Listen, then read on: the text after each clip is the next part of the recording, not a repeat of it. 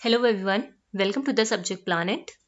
जैसे कि हम यहाँ पर प्रिपरेशन कर रहे हैं यूजीसी नेट पेपर 2 एजुकेशन की, जिसमें हम डील कर रहे थे यूनिट 7 के साथ। यूनिट 7 आपका कौन सा है?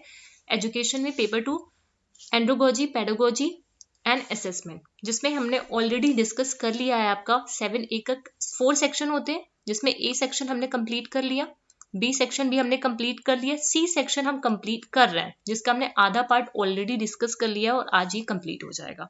ठीक है, जिसने भी वो वीडियो नहीं देखी है उसको जाके प्लेलिस्ट में देख सकते हैं, मैंने प्लेलिस्ट क्रिएट कर दी है। ठीक है, आज हमने इससे पहले वाली वीडियो में हमने क्या देखा था? सी सेक्शन में, ये पूरा सी सेक्शन है आपका। ठीक है, जिसमें हमने फीडबैक डिवाइसेस देखा था, उसकी मीनिंग्स क्या है, टाइप्स क्या है, क्राइटेरिया क्या है, गाइडेंस को एज अ फीडबैक डिवाइसेस हम कैसे यूज कर सकते हैं। उसके अलावा पोर्टफोलियो के बारे में भी हमने डिटेल में डिस्कस कर लिया था वहां पे। आज जो हम देखने वाले हैं वो क्या होगा? हमारा रिफ्लेक्टिव जर्नल्स क्या होते हैं, फील्ड इंगेजमेंट रूब्रिक, बहुत इंपॉर्टेंट है आपके पेपर 1 और पेपर 2 के पॉइंट ऑफ व्यू से, दोनों से इंपॉर्टेंट है। कॉम्पिटेंसी बेस्ड इवेल्युएशन क्या होता है और कैसे हम आईसीटी रिसोर्स जो टीचर्स होते हैं उनको प्रिपेयर करेंगे। ठीक है, ये सारी चीजें हम यहाँ पे देखने वाले हैं। चलो फिर स्टार्ट करते हैं। सबसे पहले यहाँ पे देखेंगे हम रिफ्लेक्टिव जर्नल। एक मिनट आ जाओ इधर, ये रहा। रिफ्लेक्टिव जर्नल की बात करते हैं। रिफ्लेक्टिव जर्नल क्या है? रिफ्लेक्टिव जर्नल एक तरीके से क्या है? डायरी है, ये समझ लो। ये डायरी है आपकी, एक पर्सनल डायरी जो होती है, बस वही है रिफ्लेक्टिव जर्नल, जहां पे आप अपने आइडियाज को, अपने थॉट्स को, अपने फीलिंग्स को, है ना, किसी कंसेप्ट से रिलेटेड जो कुछ भी आपके दिमाग में आ रहा है वो सारा कुछ यहाँ पे लिख सकते हो।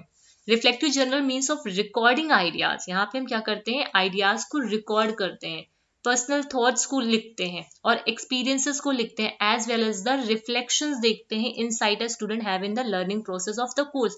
किसी भी कोर्स में जो लर्निंग प्रोसेस होता है उसकी जितनी भी रिफ्लेक्शंस हैं वो सारा कुछ वो यहाँ पे लिख सकता है। ठीक, reflective journal require the student to think more deeply, to challenge their old ideas with new incoming information. Reflective journals में क्या होता है? हम बहुत डीप में जाके सोचते हैं, जो हमारे पुराने आइडियाज होते हैं उनके साथ न्यू इन्फॉर्मेशन को क्या कर पाते हैं? एसिमुलेट कर पाते हैं। जैसे हम कुछ अभी सोच रहे हैं, ठीक, मेरे दिमाग में कोई कंसेप्ट चल रहा है रिफ्लेक्टिव जर्नल का, कोई कंसेप्ट ये चल रहा है रिफ्लेक्टिव जर्नल का। अगर मैं रिफ्लेक्टिव जर्नल कोई डायरी लिखने बैठूंगी तो रिफ्लेक्टिव जर्नल से जुड़ी जितनी भी बातें होंगी ना, वो सारा कुछ मैं यहाँ पे लिखूंगी। ठीक, इसमें क्या हो जाएगा? हम चीजों को सिंथेसाइज कर पाते हैं। अब सिंथेसाइज करने का मतलब क्या है? बहुत सारी चीजें हैं, उसको हम क्या कर पाते हैं? इकट्ठे जोड़ के लिख पाते हैं। Learn into the to their personal thought and philosophy and also to integrate into their daily experiences and future actions. क्या इस पूरे पॉइंट का कहने का मतलब है? रिफ्लेक्टिव जो जर्नल्स होता है वहां पे स्टूडेंट क्या करते हैं? डीपली सोच पाते हैं, उनका जो थॉट प्रोसेस होता है ना बहुत डीप होता है। अपने जो भी ओल्ड आइडियाज हैं, जो भी उनके ओल्ड थॉट्स हैं, उसको क्या करते हैं? न्यू इन्फॉर्मेशन जो भी आ रही उसके साथ उसको एड ऑन कर पाते हैं। अपने लर्निंग एक्सपीरियंसेस को, जो भी उनके क्लासरूम में हो रहा है, ठीक है, उसको क्या कर पाते हैं? उसको इंटीग्रेट करते हैं अपने डेली एक्सरसाइज, जो भी एक्सपीरियंसेस है, डेली लाइफ में जो उनके एक्सपीरियंसेस हो रहे हैं, या फिर उनके जो टीचिंग लर्निंग में जो भी उनके एक्सपीरियंसेस हैं, है ना, उसको क्या कर पाते हैं? उसको इंटीग्रेट करके एक जगह पे लिखते हैं यहाँ पे। The benefit of the reflective learning process are usually accumulated over a period of time in which the student usually show a series of development। जब वो क्या करता है? एक डायरी में लिख रहा होता है तो वहां पे उसका डेवलपमेंट भी हो रहा होता है, उसके पर्सपेक्टिव भी चेंज हो रहे होते हैं। रिफ्लेक्टिव जर्नल को वो एज अ टूल यूज कर सकता है, जहां पे स्टूडेंट क्या कर पाते हैं? अपनी लर्निंग को रिफ्लेक्ट कर पाते हैं। एक तरीके से वो अपनी जो भी लर्निंग हुई है, अपनी जो भी अचीवमेंट है, या फिर उनकी जो डिफिकल्टीज आ रही है लर्निंग में, उसको वहां पे वो लिख पाते हैं। ठीक, student can write whatever they found to be innovative, जो भी वो इनोवेटिव उनको लगता है वो सारी चीजों को यहाँ पे वो लिख सकते हैं। ओवरऑल देखा जाए तो रिफ्लेक्टिव जर्नल क्या है? एक नॉन थ्रेटनिंग सिचुएशन है, जिससे हमें क्या मिलता है? मतलब वहां पे बच्चे अपनी जो भी फीलिंग्स होंगी, जो भी थॉट है, जो भी उनके आइडियाज है, उनको वो लिख पाएंगे। इससे हमें क्या पता चलेगा? स्टूडेंट की थिंकिंग के बारे में पता चलेगा, उसका पर्सपेक्टिव के बारे में पता चलेगा। तो कीवर्ड्स इसका क्या हो गया? रिफ्लेक्टिव जर्नल क्या है? एक टूल है जहां पे स्टूडेंट लिख पाएंगे अपनी स्ट्रेंथ को, जहां पे स्टूडेंट अपनी क्या करेंगे? स्ट्रेंथ को लिखेंगे। वीकनेस क्या है उसकी लर्निंग में, ठीक है, लर्निंग में उसकी क्या स्ट्रेंथ है, क्या वीकनेस है, उसके जो भी आइडियाज हैं या फिर पर्सनल जो भी थॉट्स हैं, ठीक है, ये सारे कीवर्ड्स मैं लिख रही हूँ, जो भी उसके पर्सनल थॉट हैं, ठीक है। अब उसके एक्सपीरियंस, अब एक्सपीरियंसेस कहाँ से रिलेटेड हो सकते हैं, उसके डेली लाइफ से रिलेटेड भी हो सकते हैं, उसके स्कूल से रिलेटेड भी हो सकते हैं, है ना। उन सारी चीजों को वो क्या कर पाएगा, इंटीग्रेट कर पाएगा, ठीक है, इंटीग्रेट करेगा, सिंथेसाइज करेगा, एनालाइज करके देखेगा उसको, है ना। यहाँ पे क्या होगा, जो स्टूडेंट होंगे अपनी अचीवमेंट को लिखेंगे, ठीक है, और जो भी डिफिकल्टीज आ रही हैं उन सारी चीजों को यहाँ पे वो लिखेंगे। रिफ्लेक्टिव जर्नल दो टाइप के होते हैं, एक होता है स्ट्रक्चर्ड, एक होता है अनस्ट्रक्चर्ड। अगर स्ट्रक्चर्ड की बात करें तो क्या होगा, एक टीचर ने क्या किया, स्पेसिफिक आपको क्वेश्चन दे दिया, ठीक। अब बच्चा क्या करेगा, उस क्वेश्चन से रिलेटेड, उस टॉपिक से रिलेटेड जितना भी उसके दिमाग में आ रहा है वो सारी चीजें वहां पे वो लिखेगा, ठीक। तो ये क्या हो गया, आपका स्ट्रक्चर्ड हो गया, जहां पे स्पेसिफिक क्वेश्चन होता है, टारगेट होता है, या फिर सेट ऑफ गाइडलाइंस होती है किसी भी चीज को लिखने के लिए। फिर बात करते हैं अनस्ट्रक्चर्ड की। अनस्ट्रक्चर्ड में कोई टारगेट नहीं है, कोई स्पेसिफिक ऑब्जेक्टिव नहीं है, कोई भी आपका क्वेश्चन नहीं है। यहाँ पे आप अपने डेली लाइफ के एक्सपीरियंसेस को लिख सकते हो, क्लासरूम एक्सपीरियंसेस को लिख सकते हो, जो भी इनोवेटिव इंफॉर्मेशन आ रही वो सारा कुछ यहाँ पे आप लिख सकते हो। तो ये कैसा है, अनस्ट्रक्चर्ड है, ठीक है। However, both structured journal and unstructured journal, जो भी ये दोनों देखो, जो जर्नल होते हैं ना वो दोनों तरीके के हो सकते हैं, एक होता है स्ट्रक्चर्ड, एक होता है अनस्ट्रक्चर्ड, ठीक। जिसमें ये कुछ एस्पेक्ट पे काम करते हैं, जिसमें क्या होता है, पहला एस्पेक्ट अगर देखें तो express freely for against the specific question given by the teacher. यहाँ पे क्या, ये देखो स्ट्रक्चर्ड है, ये जर्नल कैसा होगा, स्ट्रक्चर्ड जर्नल होगा, जहां पे स्टूडेंट क्या करेगा, जो भी स्पेसिफिक क्वेश्चन दिया है टीचर्स ने उसके बारे में फ्रीली एक्सप्रेस कर पाएगा, ठीक। To develop the ability and critical attitude और to integrate learning into real world experiences. दूसरे में क्या आता है आपका, कि यहाँ पे जो लर्नर्स हैं वो क्रिटिकल एटीट्यूड को डेवलप कर पाएंगे किसी भी क्वेश्चन से रिलेटेड, किसी भी कंसेप्ट से रिलेटेड, क्योंकि डीप थिंकिंग हो रही है, वो चीजों को एनालाइज करके देख रहे हैं, सिंथेसाइज करके देख रहे हैं, है ना, तोड़ मड़ोड़ के सारी चीजें वो देख रहे हैं। तो यहाँ पे क्रिटिकल एटीट्यूड उनका डेवलप हो रहा है, वो चीजों को इंटीग्रेट करेंगे, अपनी लर्निंग एक्सपीरियंसेस जो भी है, उनकी जो डेली लाइफ की एक्सपीरियंसेस है उन सब को इंटीग्रेट करके देखेंगे। टू डिस्क्राइब पर्सनल एक्सपीरियंसेस, जो भी उनके पर्सनल एक्सपीरियंसेस है उसको वो वहां पे लिख पाएंगे। And integrate them into the issue in concern, मतलब कोई भी इशू है, ठीक है, जिसके बारे में वो लिखना चाह रहे हैं, तो उनके साथ उनका पर्सनल एक्सपीरियंस भी वो होगा, ठीक है, उसको वो क्या करेंगे, इंटीग्रेट करेंगे उस इशू से जो भी रिलेटेड होगा।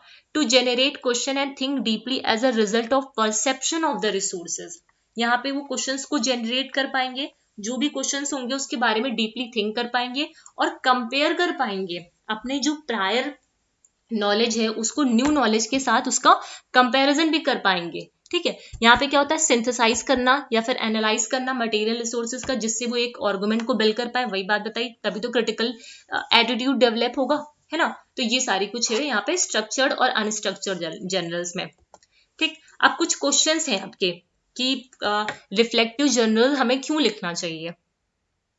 कुछ क्वेश्चंस हैं कि अगर रिफ्लेक्टिव जर्नल लिखना है तो क्यों लिखना चाहिए, कैसे लिखना चाहिए, ये सारा कुछ। तो उसमें सबसे पहले आता है, what was the most interesting thing that I read for this lesson, मतलब कौन सा इंपॉर्टेंट इंटरेस्टिंग चीज है जिसको मैंने इस लेसन में पढ़ा है, ये दिमाग में मेरे आ रहा है, ठीक है। ये पहला क्वेश्चन हम पूछेंगे।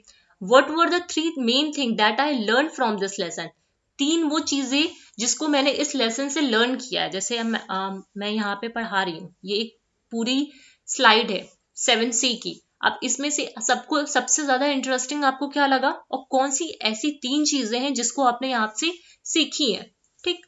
What I previously think was true, जो मतलब क्या है जो पहले मैं सोचता था कि वो सच है, but now known to be wrong, लेकिन आपके टाइम पे वो मुझे गलत लग रहा है। पहले मुझे लगता था कि ये सही है लेकिन अब मुझे वो गलत लग रहा है, ये भी क्वेश्चन हो सकता है। What we do not cover that is expected we should, ठीक।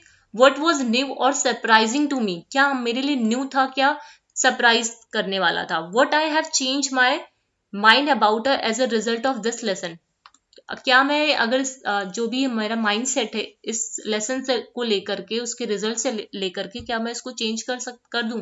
What are the issue that interested me a lot? कौन से ऐसे इशूज हैं जिन्होंने जिनको कौन से ऐसे इशूज हैं जो मुझे ज्यादा जिसमें इंटरेस्ट आता है, and that I would like to study in more detail. जैसे कोई बुक है, सपोज करो रिफ्लेक्टिव जर्नल में बात करते हैं, जैसे कोई आपको बुक रीड करना है, कुछ लोगों को होता है बुक रीड करना बहुत पसंद है, तो कुछ लोगों को बुक रीड करना नहीं पसंद है।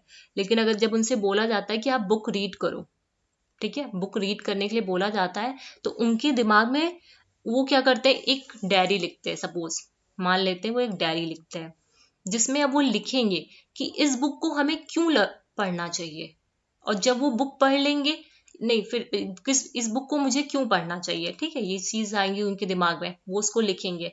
फिर उसकी पॉजिटिव नेगेटिव जो भी चीजें होंगी, वो उनको जिन्होंने बताया होगा वो सारी चीजें लिखेंगे। फिर आएगा इस बुक से मुझे क्या सीखने को मिलेगा, ये सारी चीजें आ सकती हैं यहाँ पे।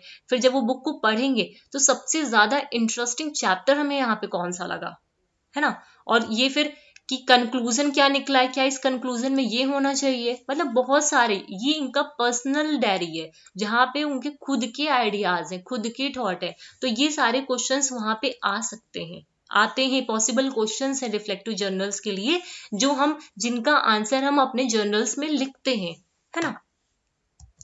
अब एडवांटेजेस की बात करें या फिर डिसएडवांटेजेस की। अगर एडवांटेज की बात करें रिफ्लेक्टिव लर्निंग में, रिफ्लेक्टिव जर्नल में, तो क्या होता है, पहला एडवांटेज क्या है, एक्टिव लर्निंग।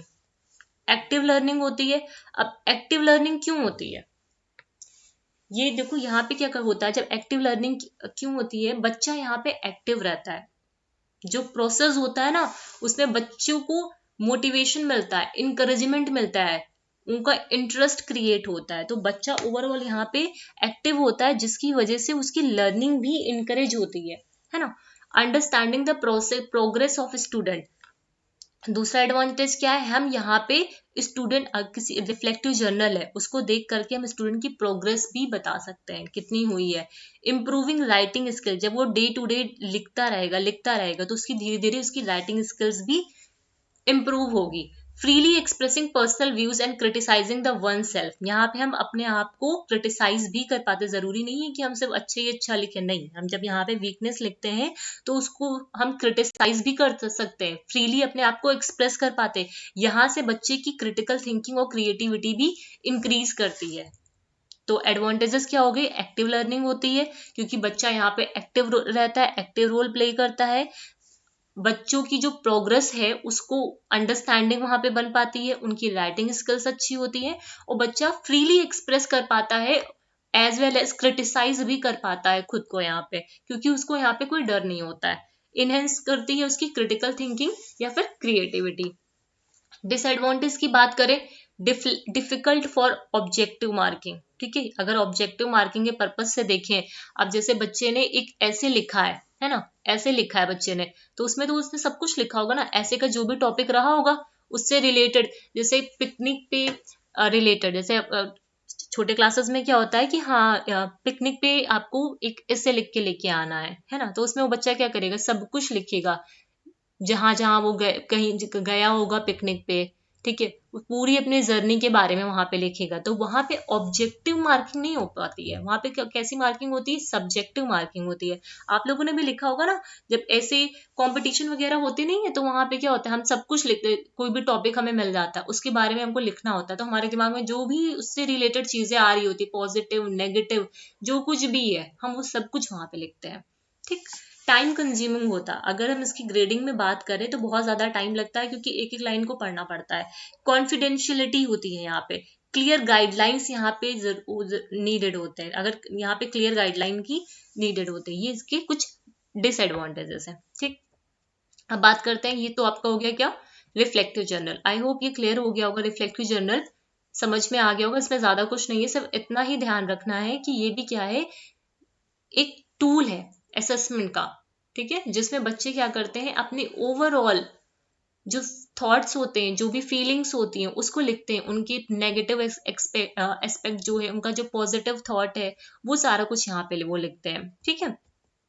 इसके दो फॉर्म होते हैं, स्ट्रक्चर्ड और अनस्ट्रक्चर्ड, देखिए कई सारे क्वेश्चंस हैं, रिफ्लेक्टिव जर्नल लिखने से पहले ये सारे क्वेश्चंस हमारे दिमाग में आते हैं, इसके बारे में हम लिखते हैं वहां पे। ठीक, इनके एडवांटेज और डिसएडवांटेज हो गए। अब बात करते हैं रूब्रिक्स की। क्या होता है रूब्रिक्स? वेरी इंपॉर्टेंट, देखा जाए ये बेस्ट टूल होता है। ठीक है, ये एक तरीके से बेस्ट टूल माना जाता है फॉर पोर्टफोलियो असेसमेंट। ठीक है, पोर्टफोलियो असेसमेंट के लिए बेस्ट टूल माना जाता है। क्यों बेस्ट टूल माना जाता है rubrics? Rubrics is nothing but set of categories है। ठीक है, सेट ऑफ कैटेगरीज है, यहीं से समझ जाओ। देखो मैं ऐसे सब बताती हूँ, ये क्या है, एक मिनट, सेट ऑफ कैटेगरीज है। ठीक, जैसे हमने क्लास में हुआ, ठीक है, आप सभी लोग कॉलेज जाते हो, वहां पे टीचर ने क्या किया, कुछ कैटेगरीज बना ली कि कौन सा बच्चा रेगुलर रहता है, पहली कैटेगरी। ठीक है, कौन से बच्चा डेली टास्क को कंप्लीट करता है, कौन सा बच्चा स्पोर्ट्स में अच्छा है ना। ऐसे उसने कुछ कैटेगरी बना ली और उसमें यहाँ पे दे दिया एवरेज, ठीक है, बिलो एवरेज, अबव एवरेज, ठीक है, बिलो अबव एवरेज, ठीक है, ऐसे कुछ उसने कैटेगरीज दे दी। तो ये सब क्या होता है, हमारा रूब्रिक होता है, जहां पे क्या करते हैं, जैसे पोर्टफोलियो में क्या होता है, पोर्टफोलियो एक तरीके से हम सारी उसमें अचीवमेंट लिखते हैं ना, ओवरऑल अचीवमेंट वहां पे आती है, हमारी ओवरऑल प्रोग्रेस आती है वहां पे। अब उसको हम क्या करें, रूब्रिक्स के थ्रू इजिली उसको हम समझा पाते हैं। अब ओवरऑल पोर्टफोलियो खोल के पढ़ पाना तो मुश्किल काम है, तो रूब्रिक्स वहां पे एक टूल की तरह काम करता है। ठीक है, जहां पे बच्चे की हम कैटेगरीज से उसकी प्रोग्रेस को समझ पाते हैं। ठीक, अब रूब्रिक्स है क्या, एक मिनट, हाँ, rubrics means a scoring guide. Rubrics क्या है, एक स्कोरिंग गाइड है। कीवर्ड्स को मैं अंडरलाइन कर रही हूँ। Use to evaluate the quality of students constructed response. यहाँ पे स्टूडेंट्स का रिस्पॉन्स हम लोग कंस्ट्रक्ट करते हैं, कैटेगरीज बनाते हैं। It is a scoring tool that explicitly describe the instructor performance expectation for an assignment और पीस ऑफ वर्क। मतलब क्या है, ये एक स्कोरिंग टूल है जिसे इंस्ट्रक्टर जो उसकी एक्सपेक्टेड परफॉर्मेंस वो चाहता था बच्चे से किसी काम के लिए, वो उसको उतना स्कोर कर पाए फिर नहीं कर पाए, वो कैटेगरी में दे देगा कि बच्चा बिलो है या फिर बिलो एवरेज है या फिर अब एवरेज है या फिर अबव एवरेज है। तो उसने क्या कर दिया, कैटेगराइज कर दिया बच्चे की परफॉर्मेंस को किसी towards the piece of work. It can be use for making assignment, class participation या फिर ओवरऑल ग्रेड्स की तरह ये काम करता है। ठीक, रूब्रिक्स क्या हो गया आपका, एक स्कोरिंग गाइड है या फिर टूल है जहां पे हम क्या करते हैं, लर्नर्स के रिस्पॉन्स को कंस्ट्रक्ट करते हैं। ओवरऑल यहाँ पे क्या करते हैं, सेट ऑफ कैटेगरीज, मतलब कैटेगरीज यहाँ पे बनाते हैं लर्नर्स की परफॉर्मेंस को चेक करने के लिए। रूब्रिक्स दो टाइप का होता है, एक होता है होलिस्टिक, एक होता है एनालिटिकल। क्वेश्चंस आते हैं यहाँ से। होलिस्टिक एक होता है, एक होता है एनालिटिकल। जब हम होलिस्टिक की बात करते हैं, इसको सही से समझना, holistic rubrics group several assessment, ध्यान देना, ये अभी आगे में मैं समझाती हूँ। होलिस्टिक रूब्रिक क्या करता है, ग्रुप करता है सेवरल असेसमेंट क्राइटेरिया को and classify them together under the achievement level. मतलब यहाँ होलिस्टिक का मतलब ही क्या हुआ, होलिस्टिक का मतलब हुआ ओवरऑल उसने क्या किया, जितने भी उसके असेसमेंट थे, जितने भी उसके असेसमेंट थे सबका उसने क्या कर दिया, एक ग्रेड बना के उसको दे दिया। जितने भी असेसमेंट थे सबका उसने एक ग्रेड, ए या बी, जो भी ग्रेड था वो बना के दे दिया। ठीक, ओवरऑल परफॉर्मेंस का। ठीक, जब एनालिटिकल की हम बात करते हैं तो ये क्या करता है, separate different assessment criteria and address them comprehensively. यहाँ पे वो क्या करता है, डिफरेंट डिफरेंट जो आपकी कैटेगरीज है सबको क्या करता है, अलग अलग सबको इवेलुएट करता है, एक साथ नहीं करता है। और ये यहाँ पे होलिस्टिक में क्या होता है, एक साथ सबको कर लेता है। इसको और अच्छे समझना, इधर आओ। होलिस्टिक रूब्रिक्स क्या होता है, सिंगल क्राइटेरिया रूब्रिक है, इसे हम वन डायमेंशनल भी बोल सकते हैं। क्या बोल सकते हैं, one dimensional. Use to assess the participant overall achievement on an activity और item based on predefined achievement level. मतलब क्या करता है, जो पार्टिसिपेंट है एक उसने डायमेंशन बना ली, ठीक है, यहाँ पे क्या लिख दिया उसने, क्राइटेरिया, ठीक है, उसमें यहाँ पे लिख दिया उसने 0 से 8 लिख दिया या फिर 10 से 15 लिख दिया या फिर 20 से 30 लिख दिया, ऐसे लिख दिया क्राइटेरिया। सभी जितनी भी उसकी अचीवमेंट थी सबका एक क्राइटेरिया बना लिया और उसने क्या कर दिया, वहां पे ग्रेडिंग दे दी। ठीक, तो ये क्या है आपका सिंगल डायमेंशन है। अगर हम एनालिटिकल रूब्रिक की बात करते हैं तो ये कैसा होता है, 2 डायमेंशनल रूब्रिक होता है with level of achievement as a column. ठीक है, जो लेवल ऑफ अचीवमेंट होते हैं वो किस में होते हैं, कॉलम में होते हैं। असेसमेंट क्राइटेरिया एज रोज, जो क्राइटेरिया होती है वो आपकी किस में होती है, ये क्राइटेरिया है आपकी। ठीक है, ये क्या है आपकी क्राइटेरिया है, और ये आपकी अचीवमेंट है। ये आपकी अचीवमेंट, अचीवमेंट 1 मान लेते हैं, अचीवमेंट 2 मान लेते हैं, अचीवमेंट 3 मान लेते हैं, और ये number of criteria, criteria 1, criteria 2, criteria 3, criteria 4। अगर हम इसी तरह होलिस्टिक में बात करें तो यहाँ पे क्या होता है, एक ही क्राइटेरिया है। ठीक है, ये आपका एक ही, ये क्या है आपकी क्राइटेरिया है। ठीक है, और ये आपकी अचीवमेंट होगी। ठीक है, अचीवमेंट 1, अचीवमेंट 2, अचीवमेंट 3। समझ में आ रहा है ना जो मैं समझा रही हूँ, दोनों में डिफरेंस देखो। ये क्या है आपका होलिस्टिक है, ये क्या है आपका होलिस्टिक है, ये क्या है आपका एनालिटिकल। इसमें क्या होता है, डिफरेंट डिफरेंट कैटेगरीज को हम क्या करते हैं, कॉम्प्रिहेंसिव तरीके से समझाते हैं। यहाँ पे क्राइटेरिया सिर्फ एक ही है और उसके अचीवमेंट बहुत सारे हैं। ठीक, तो ये क्या है, 2 डायमेंशनल रूब्रिक है with level of achievement as a column as assessment criteria as rows allows you to assess participant achievement based on the multiple criteria।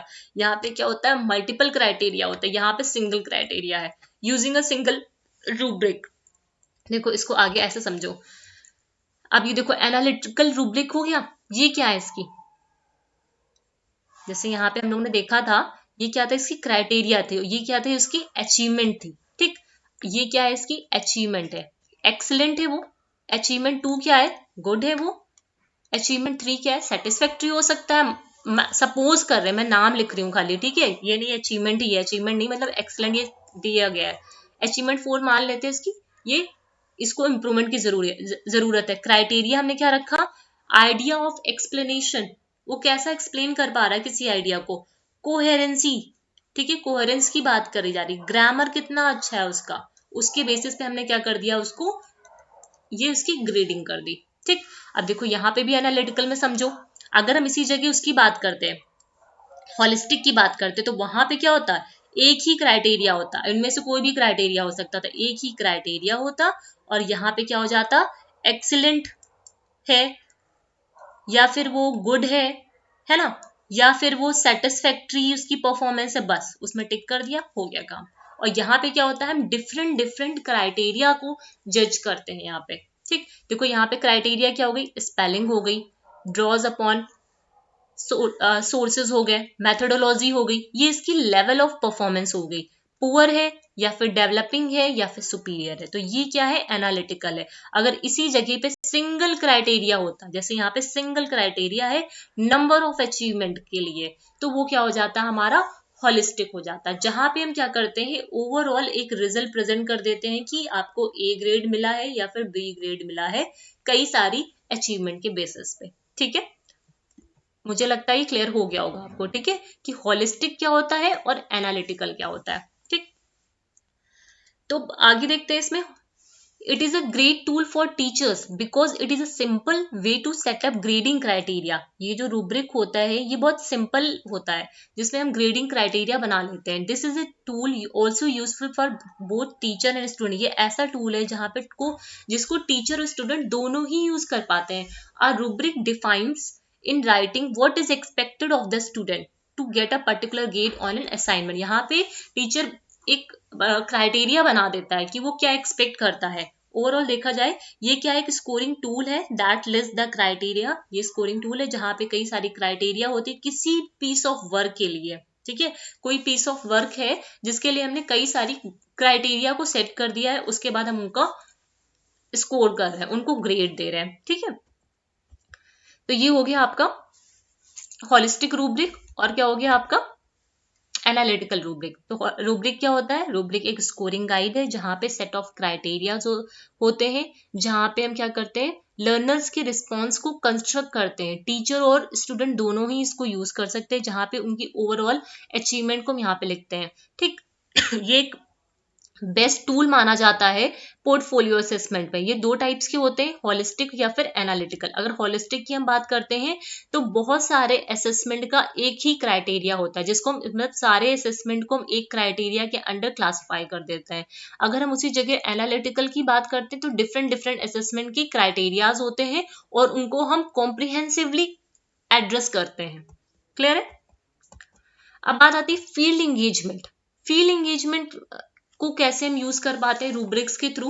Rubric is an assessment tool. ध्यान देना, ये क्या है, एक असेसमेंट टूल है that clearly indicate the achievement criteria. ये क्या indicate करता है, achievement criteria of all the components of any kind of student work from written to oral और टू विजिबल। मतलब कोई भी वर्क हो, स्टूडेंट की कोई भी काम हो, ठीक है, उसके लिए हम क्राइटेरिया को यहाँ पे डिफरेंट डिफरेंट कंपोनेंट की क्राइटेरिया बनाते हैं। ठीक, rubrics can be excellent tool to use when assessing student work for several reason। ठीक है, rubrics को हम एक excellent tool की तरह यूज करते हैं। ये बेस्ट टूल होता भी है एक तरीके से, जहां पे नो री राइटिंग ऑफ सेम, मतलब एक ही कमेंट को बार बार लिखने की जरूरत नहीं है। हमने एक क्राइटेरिया बना दिया बिलो एवरेज, तो उसके लिए बस वही बार बार लिखने की जरूरत नहीं है।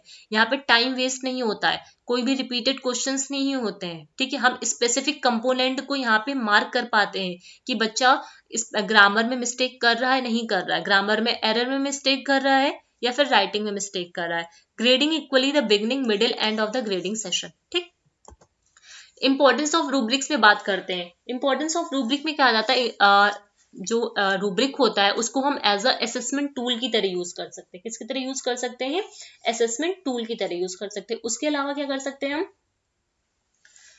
Improve learning. ठीक है, लर्निंग को इम्प्रूव कराने के लिए यूज कर सकते हैं और कम्युनिकेशन टूल की तरह भी, एज अ कम्युनिकेशन टूल की तरह भी यूज कर सकते हैं। इसके कुछ कीवर्ड्स मैं लिख रही हूँ। ठीक है, एक मिनट, अच्छा लिखा हुआ है। ठीक है, असेसमेंट टूल की अगर हम बात करें, assessment tool, the main purpose of rubric its ability to assess the student performance और वर्क। जो मेन पर्पस, अगर हम असेसमेंट टूल की तरह बात करें, ठीक है, असेसमेंट टूल की अगर हम बात करें तो मेन पर्पस जो होता है रूब्रिक का, कि वो लर्नर्स की परफॉर्मेंस को एसेस कर पाए। Rubric can be adapted to each assignment और to the course to better assess the learning objective. Overall अगर असेसमेंट टूल की बात करें तो इसका जो मेन पर्पस क्या है, कि ये कैसे स्टूडेंट्स की, कैसे लर्नर की परफॉर्मेंस को किसी क्राइटेरिया के थ्रू एसेस कर पाता है। इम्प्रूव लर्निंग में अगर बात करें, using rubric is an active and engaging form of learning. ठीक है, यहाँ पे क्या होता है, एक्टिव और एंगेजिंग फॉर्म ऑफ लर्निंग है। When rubric are used by the both student and teacher alike, a rubric create a feed forward. देखो ये कीवर्ड है, फीड फॉरवर्ड मैकेनिज्म की तरह काम करता है, which means the rubric should allow the student to reflect on their work and focus on how to improve in the future. अगर हम स्टूडेंट्स की बात करते हैं, स्टूडेंट क्या करते हैं, क्राइटेरिया सेट कर लेते हैं अपनी लर्निंग का। उसके बाद उसमें ये देखते हैं कि मैं बिलो एवरेज हूँ या फिर अबव एवरेज हूँ या फिर गुड हूँ, या फिर ग्रेड भी दे सकते हैं ए बी सी ऐसे करके। तो उसको वो क्या कर सकते हैं, अपनी लर्निंग को इम्प्रूव करने के लिए भी यूज कर सकते हैं। ठीक है, एज अ कम्युनिकेशन टूल भी हम यूज कर सकते हैं स्टूडेंट और टीचर के बीच में। ठीक है, जहां पे एक्सपेक्टेशन और आउटलाइंस लर्निंग ऑब्जेक्टिव और assignment between teacher and teacher, rubric define effectively monitor student progress.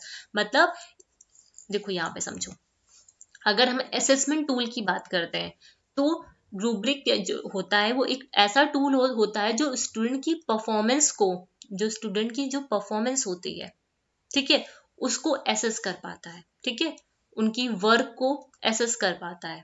ठीक है, इम्प्रूव लर्निंग की अगर हम बात करें, स्टूडेंट और टीचर जब इसको यूज करते हैं, ठीक है, तो इससे क्या होता है, उनको अपनी लर्निंग में जो गैप है, जहां पे उनको सुधार की जरूरत है, इम्प्रूवमेंट की जरूरत है, वो यहाँ पे वो देख पाते हैं, जिससे क्या करेंगे, फिर अपनी लर्निंग को वो इम्प्रूव कर पाएंगे। कम्युनिकेशन टूल की बात करें, ये एक टीचर और स्टूडेंट के बीच में कम्युनिकेशन टूल की तरह भी काम करता है। ठीक है, तो ये इंपॉर्टेंस थी आपकी रूब्रिक्स की। अब आता है हाउ टू मेक रूब्रिक्स। देखो रूब्रिक्स का मैंने यहाँ पे पिक्चर भी लगाया हुआ है। ठीक है, ये देखो, ये क्या है, डिजाइन 20, फिर नॉलेज 20, एप्लीकेशन 20, प्रेजेंटेशन 20, प्रोसेस 10, फिर इन्होंने एक्सीड एक्सपेक्टेशन दे दिया इतना इतना करके। ठीक है, तो ये एक रूब्रिक ही है। ठीक, how to make um rubric, कैसे हमें रूब्रिक बनाएंगे। सबसे पहले क्या करेंगे हम, क्राइटेरिया, क्योंकि ये क्या है, सेट ऑफ क्राइटेरिया है।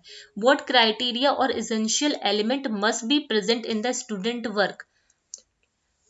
पहले हम क्या करेंगे, एक क्राइटेरिया को सेट कर लेंगे कि कौन कौन से एलिमेंट्स को हमें यहाँ पे रखना है, स्टूडेंट का जो भी काम है, ठीक है, जो भी परफॉर्मेंस, हमने पोर्टफोलियो देखा, अब उसमें देखेंगे हम एक क्राइटेरिया उसके लिए बना लेंगे कि इनमें कौन कौन से एलिमेंट्स को हमको रखना है। To ensure that it is high in quality at this stage, teacher might even consider selecting sample of exemplary student work that can be shown to student when setting assignment। ठीक है, तो सबसे पहले क्या आता है, हम क्या करेंगे, क्राइटेरिया को सेट करेंगे।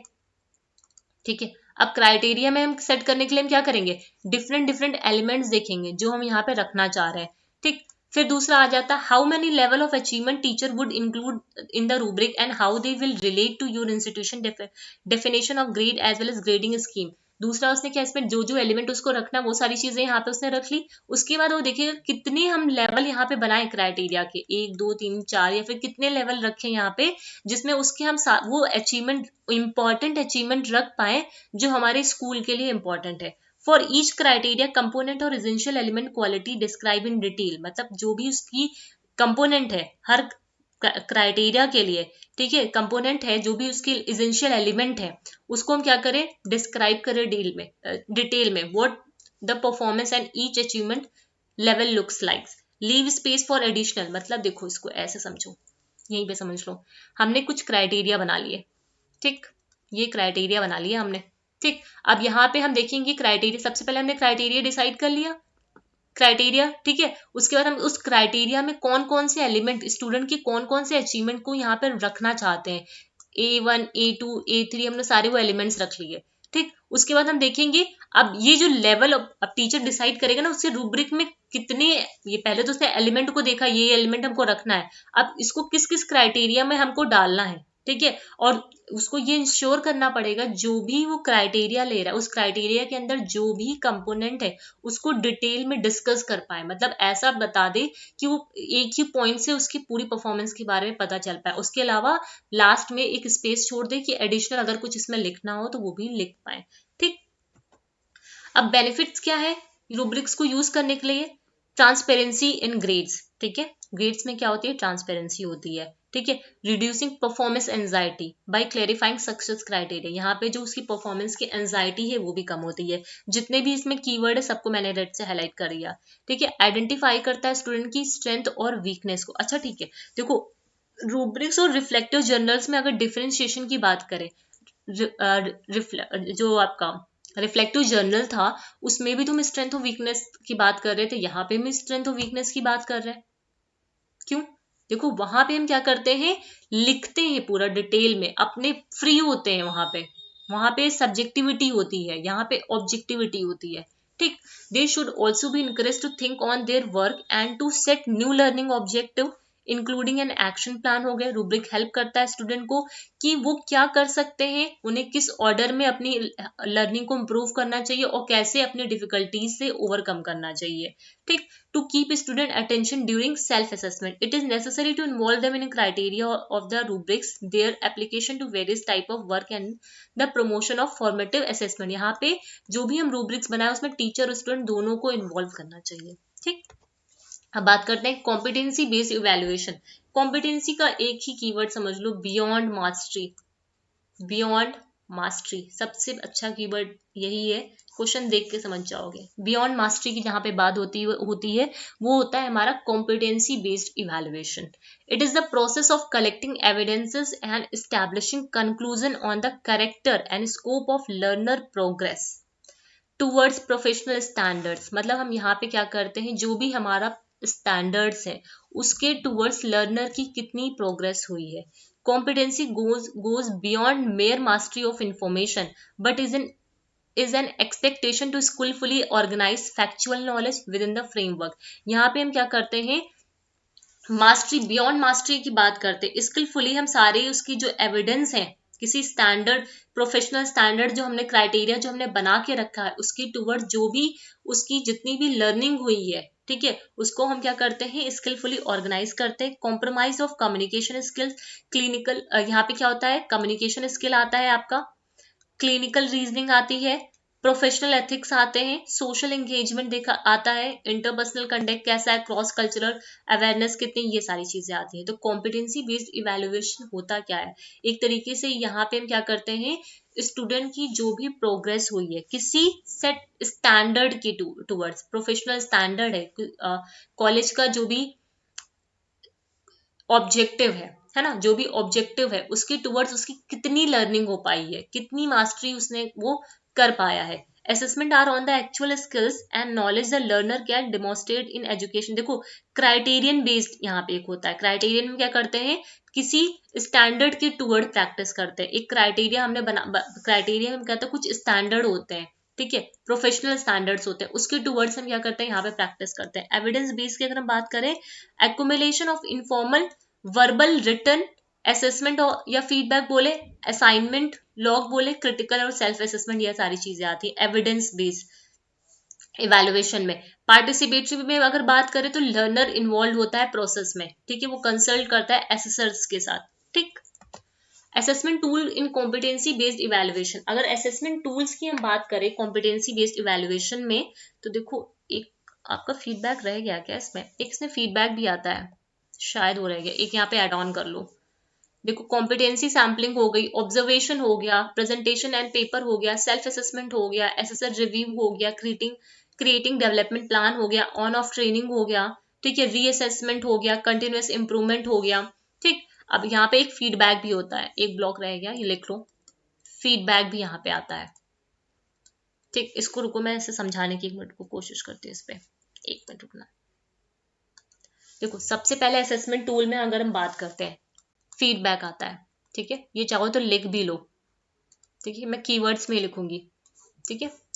देखो इसमें क्या है, हम असेसमेंट टूल्स देख रहे हैं कॉम्पिटेंसी बेस्ड इवैल्यूएशन को चेक करने के लिए। कौन से असेसमेंट टूल्स हैं जो कॉम्पिटेंसी बेस्ड इवैल्यूएशन को जिसके थ्रू हम चेक कर पाएंगे। सबसे पहले आता है फीडबैक की अगर बात करें तो ये क्या है, ये जस्टिफाई करता है स्टूडेंट को how their marks are grade was derived, ठीक है, मतलब स्टूडेंट, इसको ऐसे लिखो, जो उसके मार्क्स हैं या फिर ग्रेड है, ठीक है, कैसे इसको हम डेराइव कर पाएंगे, ठीक।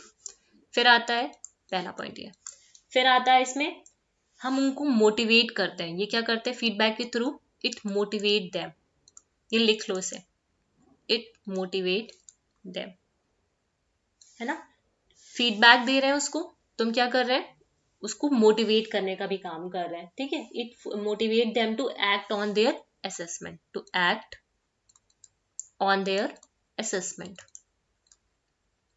ज्यादा पॉइंट नहीं, बस दो चार तीन ही पॉइंट्स हैं, ठीक है। सबसे पहला पॉइंट क्या हुआ यहाँ पे, हम क्या करते हैं, जस्टिफाई करते हैं स्टूडेंट को हाउ देयर मार्क्स और ग्रेड वाज डेराइव्ड, ठीक है, कैसे उसके ड्राइव नहीं डेराइव्ड है, सॉरी डेराइव्ड, ठीक है, कैसे उसके मार्क्स है वो उसको हमने डेराइव किया है।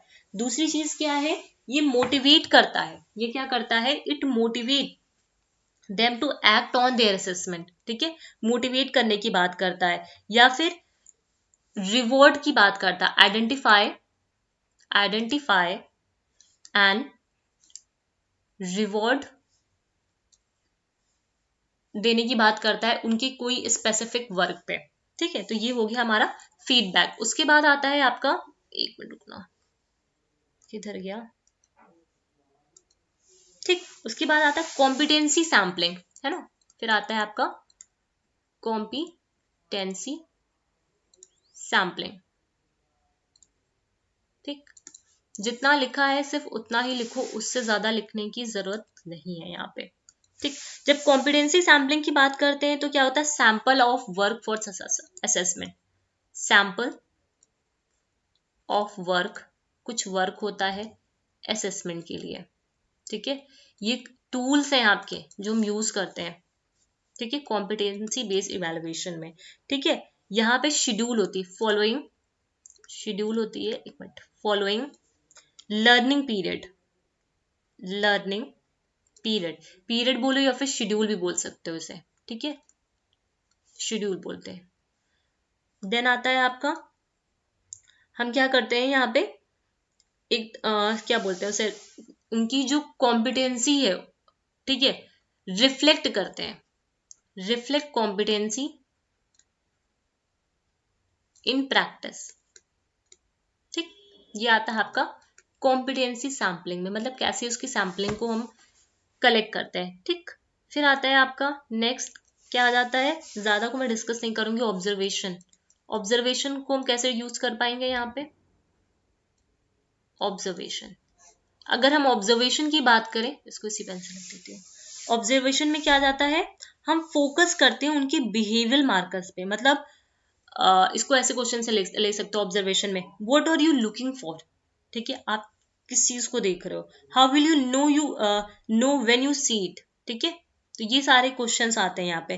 Conduct the observation and utilize the observation, personally हम इसको देख पाते हैं। ठीक है, फिर आता है आपका 360 डिग्री रिव्यू होता है, सॉरी, हाँ रिव्यू होता है, 360 डिग्री रिव्यू होता है। 360 रिव्यू में क्या होता है, मल्टीपल इन्फॉर्मेंट होते हैं, मल्टीपल इन्फॉर्मेंट होते हैं। ठीक है, ये है इसका कीवर्ड। ठीक, फिर एक आपका था point presentation and paper. Presentation में क्या होता है, उनको क्या होता है कि अपॉर्चुनिटी मिलती है to present at a lunch and learn round etcetera. इसको ऐसे समझो, यहाँ पे अगर हम प्रेजेंट की बात करते हैं, प्रेजेंटेशन एंड पेपर की, तो देखो इसमें क्या आएगा आपका, इसमें प्रेजेंटेशन पेपर में अगर हम बात करें तो इसमें क्या होता है, हम इन स्टूडेंट को क्या करते हैं, इनकरेज करते हैं, encourage student to include their own experiences from the view point of a student. मतलब हम इनकरेज करते हैं स्टूडेंट के व्यू पॉइंट को, यहाँ पे हम क्या करते हैं, इनकरेज करते हैं स्टूडेंट के, जो भी स्टूडेंट है, ठीक है, उनके व्यू पॉइंट को यहाँ पे हम क्या करते हैं, इनकरेज करते हैं। ठीक है, इंश्योर करते हैं रेलिवेंस को, इंश्योर किसको करते हैं, रेलिवेंस को। ठीक, तो ये सारी चीजें आती हैं आपकी कॉम्पिटेंसी बेस्ड का जो असेसमेंट है, ठीक है, इवैल्यूएशन है, उसमें एज असेसमेंट टूल इन सबको यूज कर सकते हैं। ठीक, एक मिनट, हाँ ठीक है, कॉम्पिटेंसी सैम्पलिंग हो गई, ऑब्जर्वेशन हो गया, प्रेजेंटेशन पेपर हो गया, सेल्फ असेसमेंट, ठीक है, खुद से असेस कर पाना, एसेसर रिव्यू, रिव्यू कर पाना, creating development plan, development plan को क्रिएट करना, रीअसेसमेंट करना, ऑन ऑफ ट्रेनिंग देना, या फिर कंटिन्यूअस इंप्रूवमेंट करते रहना विद फीडबैक। ये फीडबैक आपका यहीं पे आ गया है। ठीक, आगे आ जाओ, अब बात करते हैं आईसीटी रिसोर्सेज की। आईसीटी जो रिसोर्सेज होता है, जिसमें आपका टॉपिक क्या था कि टीचर्स जो प्रिपेयर किए जाते हैं, ठीक है, टॉपिक यही था कि टीचर कैसे, हम टीचर्स को प्रिपेयर करते हैं आईसीटी रिसोर्सेज के थ्रू। सबसे पहले आता है इंफॉर्मेशन आईसीटी रिसोर्स, फिर आता है कोलैबोरेशन आईसीटी रिसोर्सेज, फिर आता है लर्निंग आईसीटी रिसोर्सेज। अब इसके आपको क्या करना पड़ेगा, इसमें कुछ नाम है आपके, वो खाली आप लिख लो खाली, ठीक है, उससे ज्यादा इसमें लिखने की जरूरत नहीं है क्वेश्चंस में, क्योंकि वही आता है। एक मिनट को मैं लिखवा दे रही हूँ नाम आपके, ठीक, एक मिनट को। हाँ देखो, आईसीटी अगर इस इंफॉर्मेशन की हम बात करते हैं, इंफॉर्मेशन रिसोर्सेज में, तो यहाँ पे क्या आता है आपका, देखो इसको यहाँ पे लिख लो, इसका मैं यहाँ पे लिख रही हूँ, ये नोट कर लेना। आईसीटी रिसोर्सेज में अगर हम असेसमेंट की बात करते हैं, टीचर जो प्रिपेयर किए जाते हैं आईसीटी रिसोर्सेज की, उसमें सबसे पहले आता है इंफॉर्मेशन रिसोर्सेज में क्या आता है, ठीक है, इंफॉर्मेशन रिसोर्सेज में क्या आता है, वेब ग्राफी आती है, ये नेम लिख लो पहले, वेब ग्राफी, मैंने निकाले थे, इसमें लिखा नहीं है, ये वेब ग्राफी आती है। इसमें वर्चुअल जो आपका इंसाइक्लोपीडिया होता है ना, इंसाइक्लोपीडिया जो वर्चुअल वाला होता है वो यहाँ पे आ जाएगा। उसके अलावा आपका यूट्यूब आ जाएगा, है ना, ये भी यहाँ पे आएगा, ठीक है, इंफॉर्मेशन में आ जाएगा। ठीक, विजुअल जो सर्च इंजन होते हैं, ठीक है, वो यहाँ पे आ जाएंगे। तो ये क्या है, आपके इंफॉर्मेशन आईसीटी रिसोर्सेज है। उसके बाद आता है आपका कोलैबोरेशन आईसीटी रिसोर्सेज। अगर कोलैबोरेशन आईसीटी रिसोर्सेज की हम बात करें, आईसीटी कोलैबोरेशन रिसोर्सेज, जहाँ पे क्या होता है, डिस्ट्रीब्यूशन ऑफ लिस्ट, ठीक है, डिस्ट्रीब्यूशन, ये लिख लेना, डिस्ट्रीब्यूशन ऑफ लिस्ट, है ना। फिर इसके अलावा क्या आ जाएगा यहाँ पे, एक और था जो आपका ब्लॉग होता है, विकी, हाँ विकी बोलते हैं, ठीक है, ब्लॉग हो गया, ठीक है, और वेबिनार, ठीक है, जहाँ पे हम कोलैबोरेट करते हैं, ठीक है, वेबिनार हो गया आपका, ठीक, ये चीजें यहाँ पे आ जाती हैं। उसके अलावा लर्निंग रिसोर्सेज में अगर बात करें तो लर्निंग रिसोर्सेज में क्या आ जाएगा, ऑनलाइन जो क्वेश्चनायर होते हैं आपके, है ना, ऑनलाइन जो क्वेश्चनायर आप लोगों को मिल जाते हैं, ऑनलाइन जो ट्यूशंस मिल जाते हैं, है ना, और एजुकेशनल जो रिसोर्सेज मिल जाते हैं, एजुकेशनल जो रिसोर्सेज होते हैं वो सारे आपके यहाँ पे आ जाते हैं। तो आईसीटी रिसोर्सेज में अगर देखें तो क्या होता है, आईसीटी रिसोर्सेज में इंफॉर्मेशन, आईसीटी इंफॉर्मेशन रिसोर्सेज आता है, जिसमें आपकी इंफॉर्मेशन से, जहां से आप इंफॉर्मेशन को ग्रैब करते हो, इंसाइक्लोपीडिया हो गया, यूट्यूब हो गया, सर्च इंजन हो गया, वेबग्राफी हो गया। कोलैबोरेशन की अगर हम बात करें, आईसीटी कोलैबोरेशन रिसोर्सेज, जहां पे हम आप एक साथ मिलते हैं, ठीक है, विकीज हो गए, ब्लॉग हो गए, वेबिनार हो गए, डिस्ट्रीब्यूशन लिस्ट, ये सारी चीजें आ जाती हैं यहाँ पे, है ना, या फिर बोल सकते हो वेब 2.0, ठीक। लर्निंग रिसोर्सेज में अगर बात करें तो हमारी क्या आ जाएंगे, लर्निंग रिसोर्स, जो रिपोजिटरी होती है एजुकेशनल रिसोर्सेज की, ठीक है, वो भी कहाँ पे आएंगे, हमारे लर्निंग रिसोर्सेज में आएंगे, ठीक है। इंटरैक्टिव ट्यूटोरियल्स हो गए आपके, है ना, और क्या हो जाएगा, ऑनलाइन क्वेश्चन आंसर्स हो गए, ये सारी चीजें आपकी आईसीटी रिसोर्सेज में आ गई। तो जो भी टीचर्स होंगे, अगर हम टीचर्स की बात करें कि टीचर्स को हम कैसे हम आईसीटी रिसोर्सेज के थ्रू प्रिपेयर करेंगे, तो इंफॉर्मेशन, कोलैबोरेशन और रिसोर्सेज को, जो लर्निंग रिसोर्सेज है उसके साथ कोलैबोरेट करा करके, ठीक। तो ये सारी चीजें आज हमने पढ़ी है यहाँ पे, ठीक। तो यहाँ पे आपका जो 7C सेक्शन था, ठीक है, यूनिट 7 का जो सी सेक्शन था वो कंप्लीट हो गया। अब हमारा बचता है डी सेक्शन, जिसमें हमें फ्लैंडर्स बेसिकली देखना है, गैलोवे के बारे में देखना है, ठीक है, ये इंपॉर्टेंट है, वो हम कल या परसों देख लेंगे उसको, ठीक। तो इससे क्या होगा, आपका 7 भी कंप्लीट हो जाएगा, जो आपका यूनिट 7 है, andragogy, pedagogy and assessment. I hope ये जितना कुछ मैंने समझाया है वो आपको समझ में आया होगा। अगर कोई क्वेरी है या इससे रिलेटेड कोई भी क्वेश्चंस हैं तो आप उसको कमेंट सेक्शन में लिख सकते हो। उसके अलावा अगर वीडियोस आपको इंफॉर्मेटिव लगती हो, ठीक है, आपकी लर्निंग में, ठीक है, आपकी प्रिपरेशंस में अगर हेल्प कर पा रही हैं, तो चैनल को सब्सक्राइब करिए, लाइक करिए, शेयर विद योर फ्रेंड्स जो भी यूजीसी नेट की प्रिपरेशन कर रहे हैं। उसके अलावा वन थिंग और, कि इसमें वन थिंग मोर, कि यूनिट जो आपका 3 है, समझना इसको, यूनिट आपका 1 है और यूनिट 9, हाँ यूनिट 9 और यूनिट 1, ठीक है, एक और है आपका यूनिट 6, ठीक है। इसके लिए मैं रिवीजन सीरीज लेके आ रही हूँ, ठीक है, रिवीजन सीरीज, जिसमें हम क्या करेंगे, जैसे आपके 4 सेक्शन होते हैं, A section, B section, C section and D section, 4 section होते हैं। तो 2 सेक्शन को मैं एक साथ पूरा कीवर्ड्स में, ठीक है, जो भी कीवर्ड्स होते हैं, ठीक है, कीवर्ड्स के थ्रू, पूरा डिटेल में नहीं डिस्कस करेंगे, मैं कीवर्ड्स के थ्रू लिख के बना, जो ग्राफ के थ्रू समझाना, ठीक है, कंसेप्ट मैपिंग के थ्रू समझाना, ठीक। तो वो यहाँ पे करेंगे, ए बी को एक साथ कीवर्ड्स के थ्रू, ठीक है। तो सबसे पहले मैं स्टार्ट करने के लिए सोच रही हूँ आपका यूनिट 3 है, ठीक है, जिससे आपका रिवीजन भी हो जाएगा, है ना। तो ये मैं करूंगी शायद संडे या फिर मंडे से, ठीक है, जिसमें एक पूरी यूनिट को हम क्या करेंगे, 2 पार्ट में डिवाइड करके डिस्कस करेंगे, through keyword, through concept map. पूरा हम डिटेल में वहां पे पोथा नहीं देखने वाले हैं, जो कीवर्ड्स हैं खाली उतना ही। उसके बाद आप जब PYQs करोगे तो आपको समझ में आएगा कि वहाँ कितना समझ में आया आपको, ठीक है। तो आज के लिए सिर्फ इतना ही, मिलते हैं कल नेक्स्ट वीडियो में। Thank you.